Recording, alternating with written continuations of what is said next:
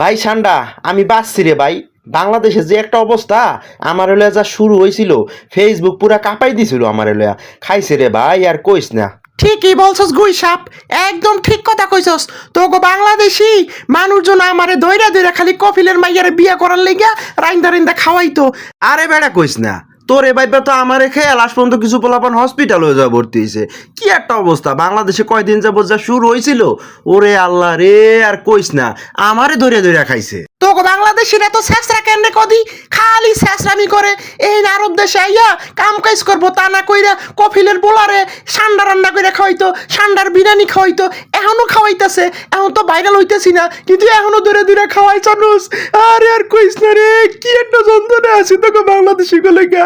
আর internet না থাকলে আরে মানুষে জানতো না আমার যে অবস্থা হয়েছে রে। কইস না রে গুই সাপ, কইস না, আমি শেষ। আরে তুই আমার দুঃখের কথা হন আগে। আরে কি হইতো, পোলাপান আগে আমারে ভয় পাইতো, কি সুন্দর আমারে দেখলে দৌড়ে পলাইতো।